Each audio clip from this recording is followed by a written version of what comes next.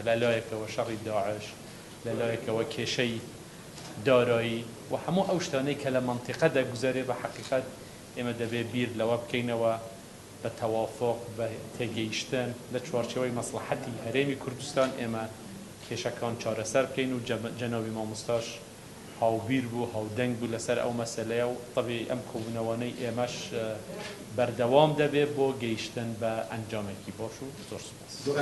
من ئەکان لە ڕوودا ئێوە لەگەڵ چوارانەکەی دیکە ویسان ئەوانەی کە پرۆژان هەیە لە پەرلەمانی کوردستان دوورێک لەنەریم نوێن سەر داواکاریەکانیان بەڵام لەگەڵ بزوتنەوە سێ ساڵ کەمان پرۆژیان نەبووە چی داواکاریتان لێ هەیە و ئەوان بەڵامیان چی بووە بۆ مامۆستاکانیش ئێوە لەسەر ماوەی ویلاتی بەزانی چی ڕایەکتان هەیە دەتانێت بە هەمارکردنەوەی یاسا ویلاتی یەکلای کوردیان دوو ساڵی دیکە دوورێت لەگەڵ خولی چوارەمە ماوەی کۆتایی بێت. خۆی مەسەلەی ئێمە نەرمیمان لەگەڵ هەموو لایەنەکان هەیە نە لەگەڵ چوار لایەن نەرمیمان لەگەڵ هەموو شار نییە دەبێت بە قسەکردن و بە نەرمی و هەوڵ بدەین کێشەکان چارەسەر بکەین ئێمە بڕوامان بم بنەمایە هەیە و دژی خۆفەرزکردنیشین حەقیقەت لە هەر لایەکەوە بێتن اینجا پێشمان وانە ئەوە بۆ چۆنێکی ڕاز بێت لە هیچ لایەک لەبەر ئەوە ئێمە يعني لەگەڵ هەر حزبێک لایەنێک دەمانەوێت بە گفتوگۆ بە حیوار بە قسەکردن بە دانیشتن بە لە یەکتر تێگەیشتن کێشەکان چارەسەر بکرێت اینجا چ ئەو چوار لایەنە چ لایەنەکانی تری چونکە ئەم بابەتە ڕاستە مەسئولیەتەکە دابەش کراوە هەندێک مەسئولیەتی گەورەیان بەردەکەوێ هەندێک مەسئولیەت بچووک بەڵام لە ئەساسدا هەمومان مەسئولین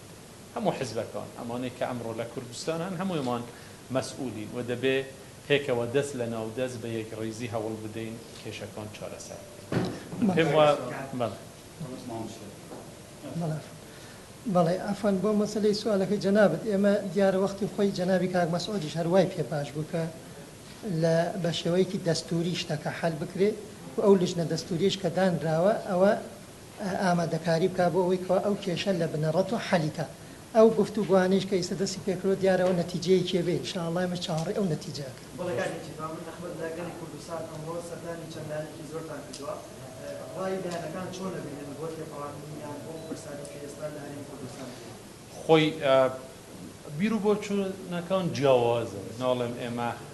هەمومان یەک نەوە بیر دەکەینەوە من پێشمە ئەوە طەبیعیە بەڵام ئەوەی کە گرنگە ئەوەی کە من دەبینم بە مهم هەموو لایەنەکان دەیانەوێ کێشەکان چارەسەر ببن بیر و بۆچوونی جیاواز هەیە ئێمە دەبێ هەوڵ بدەین ئەم بیر و بۆچوونە جیاوازانە یەک بخەین و لەم مشکلەی کە ئەمڕۆ ئێستا هەیە و پرسەکانی تریش ئینشاءالله بە یەک دەنگ دەرباز سەرۆکاتی هەرێم و کێشە و ناکوکیانی هەرێمی کوردستان لەگەڵ بەغای بەکوێ چێت ئێوە ئامادەن و حکوومەت هەرێمی کوردستان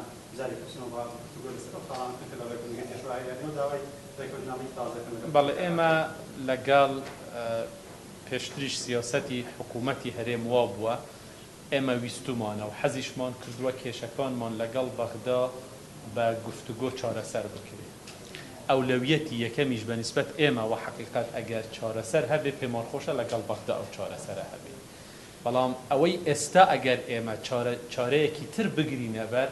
بە دڵنیاییەوە ئەو چارەیە کە بەغدا ئیجبارمان دەکات بیکەین مەجبورمان دەکات بیکەین ئەگەرنە ئێمە پێمان خۆش نییە ئێمە ئەگەر بە کورتی باس لەوە بکەین ئێمە ئێستا ئەو نەوتەی کە لەبەر دەستمانە و دەینێرین بۆ دەرەوە حدودی تقریبا 850 ملیۆن دۆلارمان بۆ تەئمین دەکەن لە هەرێمی کوردستان دەنێرین بەغدا 400 ملیۆن دۆلارمان بۆ تەئمین دەکات کەواتە مەسەلە اقتصادیە پەیوەندی بەوەوە نییە کە ئێمە دژی بەغداین پەیوەندی بەوەوە نییە کە ئێمە دەمانەوێت لەگەڵ بەغدا تێکی بدەین پەیوەندی بەوەوە نییە کە ئێمە دەمانەوێت قەتیعەی تەواو لە بینی ئێمە و بەغدا هەبێت بە عەکسەوە ئێمە پێمان خۆشە عیلاقەی ئێمە و بەغدا زۆر باش بێ ئەم بابەتە پەیوەندی بە وەزعی هەرێمی کوردستانەوە هەیە لە ساڵی 2014ەوە بەغدا بودجەی هەرێمی کوردستانی بڕیوە ئەمە بارگرانیەکی زۆر گەورەی دروست کردووە لە 2014 و 2015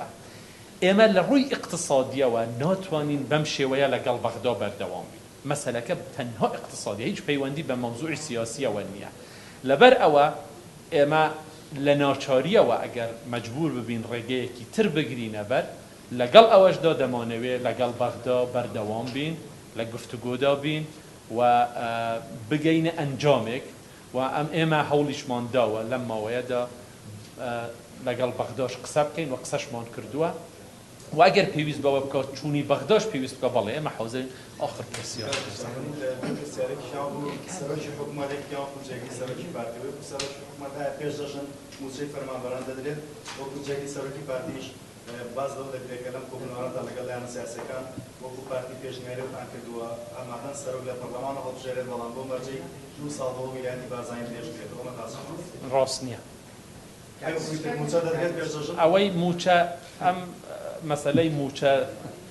مەسەلەی موچە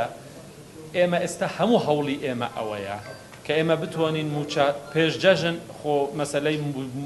مانگی 5 بەڵێ مانگی 5 دەدرێت بەڵام هەوڵی ئێمە ئەوەیە ئێمە بتوانین بەڕاستی تەخیر لە موچە نەبێت بە کوردیەکەی ئەم بابەتە نەبێتە خەبەر هەموو ڕۆژێ های موچە هات های مژدە موچە هات ئێمە دەبێت لەم مەسەلە کۆتایی بکەین من تەسەور دەکەم ئێمە احتیمالە لە مانگی 6 و 7 نەگەینە ئەو حەدە قەت بڵێن وڵا وەکو بەغدای لێبێتەوە ئێمە هیوادارین دوای ئەوە ئێمە بتوانین دوای ئەوە اینجا من ناتوانم ئەمڕۆ وعدێک بدەم بەڵام هەموو هەوڵی ئێمە ئەوەیە کە بە زووترین کات بگەینە ئەو ئاستەی کە هادانی موچە مانگانە بێ و کێشەی لە دروست نەبێ ئەوەی مانگی 5 دەدرێ بەڵێ درەنگە وەختەکە دەستان خۆش